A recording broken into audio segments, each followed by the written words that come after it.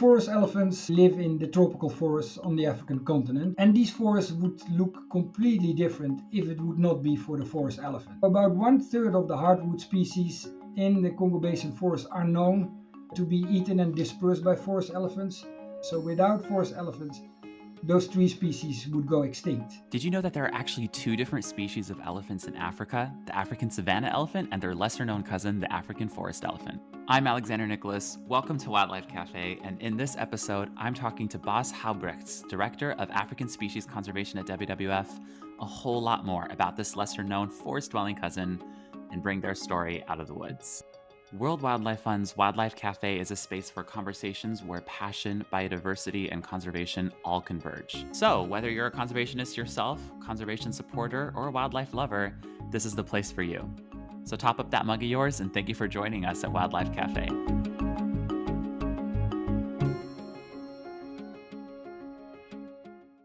Hi, Bas. It's great to see you.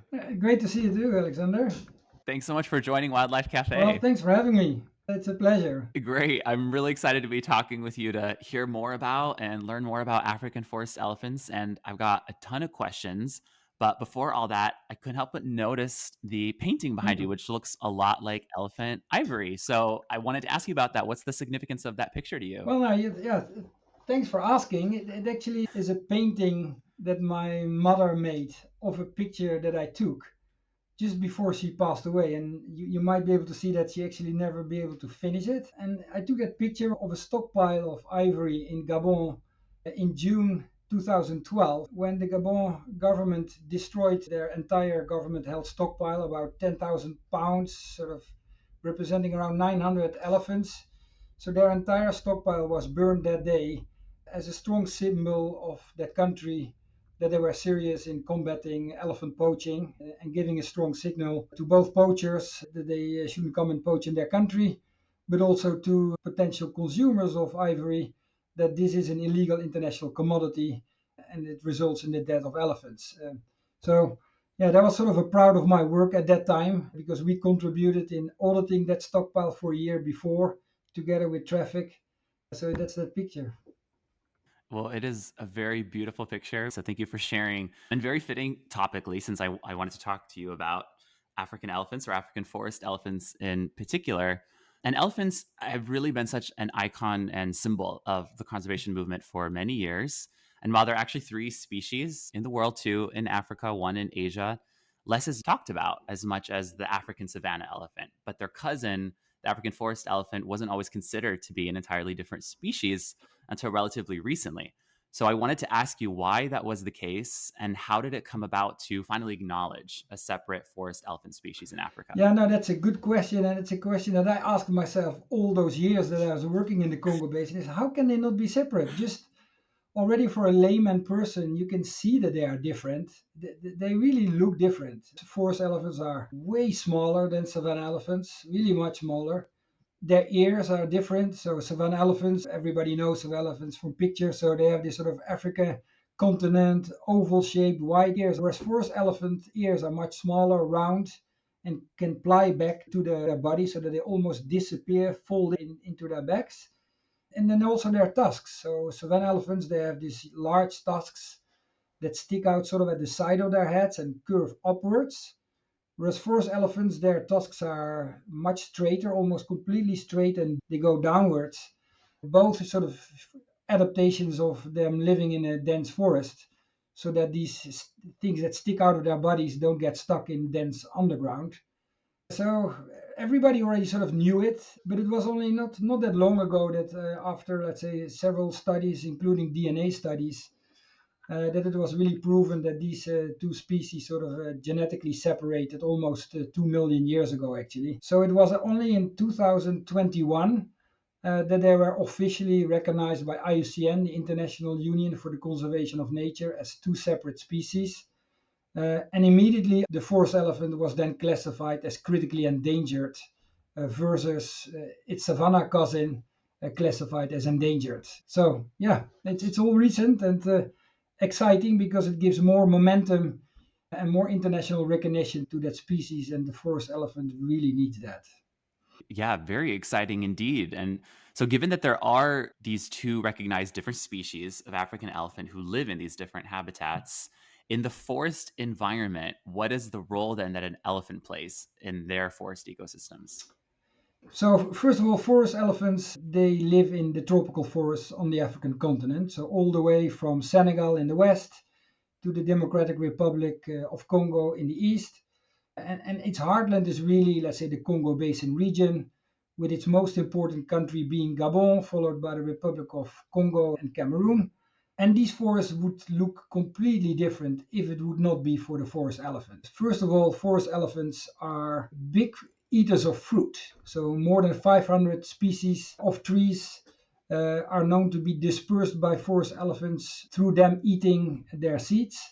And as you can imagine, a big elephant eats a lot of fruit each day. And they're also large roaming animals. So an elephant can eat a fruit in the morning and dispose the seed in a very fertile dung pile 60 kilometers away from that tree, creating the ideal conditions for germination of the next fruit tree species. So that is a very important function, is seed dispersal. So about one third of the hardwood species in the Congo Basin forest are known to be eaten and dispersed by forest elephants. And there's even some tree species that can only regenerate after their seeds have passed through the gut of a forest elephant. So without forest elephants, those tree species would go extinct. Then also forest elephants, they eat not only fruit, but also bark and leaves and grasses.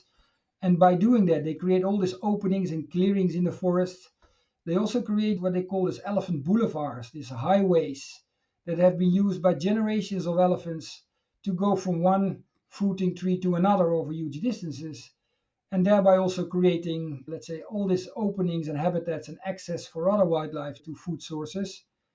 And then lastly, which is sort of more recently discovered, is their role as a sort of a very important ally in combating climate change. So by their foraging behavior, they eat a lot of fast growing softwood species. And by doing that, they create, let's say, more light and more nutrients for those tall species in the forest, those hardwood species that grow very big and very tall. And those are the trees that store all that carbon. So basically, experts have estimated that a forest without forest elephants would have 30 billion tons of carbon less than with elephant activity. And the International Monetary Fund recently even calculated that the elephant over its lifespan is worth, let's say, 1.6 million US dollars just by indirectly contributing to carbon storage if you would be able to sell that carbon on, let's say, voluntary market. So, yeah, important function in the forest, really. I mean, they're amazing. And even just talking about elephant boulevards, I would love to visit and see Oh, what an yeah. elephant boulevard is like. That's incredible. Wow. And you are clearly very passionate about elephant conservation. And as director of African species conservation at WWF, you've been working in this field for quite some time. So I'd love to know more about what it was that initially drew you to want to work on wildlife conservation, and also if you've seen a forest elephant in the wild in person. From a young age, I was always sort of fascinated by wilderness areas, just sort of disappearing into a forest and just being far away from humans and just having that feeling that there is all this wilderness out there. And those tropical forests, when I was a kid, I heard about the Amazon and Borneo. But when I then understood that there is forests where you also have this megafauna like forest elephants, forest buffalo, great apes like gorillas and chimpanzees, I really sort of zoomed in when I was at university on the Congo Basin and managed to land my first sort of job there in 1996. And then my first sort of like dream job for World Wildlife Fund in the field 2 years later. And that's when I started to see all those elephant encounters. That first job, for instance, in that country, WF was tasked by the government of Gabon to help identify the best area to create a new national park, a new protected area in the north of that country, in a huge wilderness as large as Belgium, called the Minkebe Forest. So I spent the first 2 years working for WWF, mostly doing surveys in that forest to basically come up with like rough estimates of distribution of elephants, great apes, land use types. So that's where I had my first many elephant encounters. Some of them beautiful, some of them scary. Wow. Well, I would imagine then you've been a long early champion for the acknowledgement of them as a distinct species, and there's no doubt about the tremendous role that they play in the wild. I mean, you were just going through so many of the reasons how what incredible creatures they are, but why did it take so long to recognize them as their own species? Because I would assume a big part maybe has to do with the difficulty of seeing them and then monitoring them in the wild. So, how do you even begin to approach how to monitor forest elephants? Yeah, no, that's a very good question. Just to give you an example, just recently, five southern African countries that together hold 50% of Africa's savanna elephants completed their first ever coordinated survey of elephants to see indeed if that estimate of 50% of Africa's savanna elephants was really true. And they basically counted those elephants in 3 months. They had 7 aircraft in the air with observers in those aircraft looking down and literally counting those elephants from the sky. A really amazing exercise, which you cannot do in the tropical forest. So elephants are hidden in the canopy, they are hidden in those forests. You can't count them from the air. When you enter this green abyss, you have very limited visibility. So traditionally, forest elephants are counted by basically counting their indirect sign, the things they leave behind. And the easiest things you can see what elephants leave behind is their poop, their dung. So basically, what people do is creating line transects, so straight lines in those forests and counting dung along the way, and then establishing what age is that dung, and based on those models, extrapolate, let's say, densities of elephants in a given area. So when you hear today estimates of, let's say, 150,000 forest elephants, that is based on surveys of thousands of different people across all those forest elephant range states doing that. So that is how they do it, have been doing it all these years. But there is all this research happening to modernize forest elephant surveys, for instance, through identification of individuals through DNA coming out of their dung, but also through camera traps. So artificial intelligence models are being trained to identify not only an elephant from, let's say, a human on a picture, but also to identify individuals from pictures. And also promising for the future is acoustic monitoring. So for instance, there is some places where elephants come out in forest clearings when they look for mineral salts, and that's where you can actually see them. And in one of those places called Zanga Zanga in Central African Republic, researchers know a lot of individuals by name. They recognize individuals and they put acoustic monitors there and record the noises, the voices those elephants make. And they are trying to learn those algorithms not only to identify the different meaning of the sound, so the elephant language, but also at one stage they will be able to identify individuals from those sounds. And when we get there, then you can start to put those acoustic video recorders everywhere in the forest and count your elephants just by listening to the forest. Wow.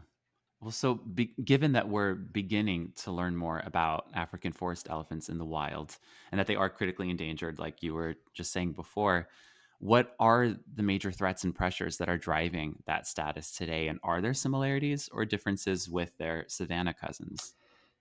Yeah, so the biggest threat for forest elephants is hunting, is killing them for their ivory tusks. That is the same for savanna elephants, but especially for forest elephants because of the fact that many of those countries where forest elephants live, they have much less capacity in managing their wildlife resources than in some of the range states of savanna elephants. Elephant poaching is by far the most accurate threat, and elephant poaching for ivory is not recent. They've always been hunted. For instance, during the colonial era, hundreds of thousands of elephants were killed for things like billiard balls or piano keys in the West. But the last sort of 30 years, elephant poaching in these Congo Basin forests really accelerated rapidly with the increased demand for elephant ivory in Southeast Asia and mainly China, resulting in 89% drop of elephant populations over that time frame. So really a very drastic drop. So that's the first and most accurate issue for forest elephants. But then also, these forests are more and more being converted for industrial agricultural purposes, such as palm oil, which already happened on vast scales in Southeast Asia. And there is this wave coming to the Central Africa region as well. But there's also human populations are growing in the area, and people need to live. So they create agricultural fields in elephant range, further destroying or fragmenting elephant habitat, but also just the fact that elephants come close to humans more and more.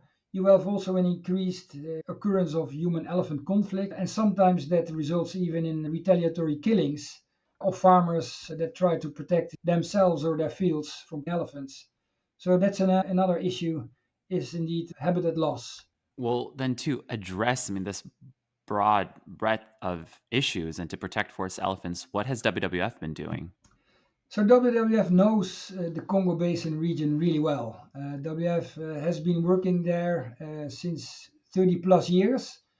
WWF has offices in all the important forest elephant range states. We are present in most of the most important forest elephant landscapes with long lasting field programs, so staffs in those areas.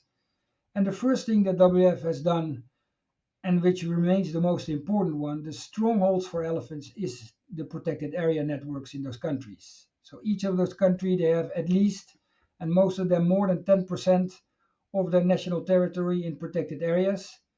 So the creation and management of those protected areas has always been a priority for WWF. More and more, we also try to expand the protected area model to areas under conservation in areas that are managed by communities or indigenous people, or also promote elephant protection on private lands. A recent study came out that showed that forest concessions that are managed by FSC, the Forest Stewardship Council, are really managing much better their elephant populations than a non-certified concessions. WWF has been one of the founding fathers of FSC and is a big supporter today. And we're helping, let's say, private landowners indeed making sure that their management regimes are appropriate for elephants so that elephants can also roam across those vast forest landscapes and not only are restricted in national parks. So those are a couple of the things we have been doing in the region. And then also very importantly on the demand side, when the poaching stops, the elephants are more or less secured. So it is not only working on anti-poaching and protection in the region, but also very much working in the demand countries on reducing demand. So it's awareness raising campaigns. It is also strengthening the rule of law in those countries and addressing, let's say, wildlife trafficking, but also looking at champions in these countries that tell the story for every elephant trinket an elephant died, and create, let's say, a negative vibe around ivory versus now the vibe of showing that it's a status symbol, it's a symbol of success. Looking back on your career, Bas, working in conservation at Champion, as you were just saying yourself, and working on African species conservation, with what you knew then and what you know now, I know this is a big question, but what do you want the future to look like for African forest elephants, and how can everyone help in realizing that future? Yeah, so first of all, the protected areas in the Congo Basin need to be well managed. We cannot ask for the governments of those poor countries to do that on their own. So that future is an approach where governments are supported by organizations as ourselves in the day-to-day management of these huge protected areas. Secondly, since elephants are a large roaming species, even those huge protected areas are not big enough for elephants. So they need to be able to move between protected areas. So the vision is to have, let's say, intact forest landscapes that connect elephant habitat from one protected area to another through either private land or land owned and managed by local and indigenous people. That is sort of the vision. And that takes a village, and it also takes quite a bit of funding. And that funding cannot come only from nature conservation, traditional nature conservation sources. So the hope is also that funding from climate sources, so combating climate change funds through carbon funds, etc. So innovative mechanisms, financial mechanisms come into play to protect the forests and their elephants. It has been an absolute pleasure talking with you, boss. And just like African forest elephants do, beginning to plant those seeds of knowledge about who they are and how we can be a part of their story. And it all starts, like you were saying, with acknowledging that they are here. So thank you for being their voice and for joining Wildlife Cafe to share more about their story and your conservation journey. Well, no, thank you so much. It was fun. Thanks.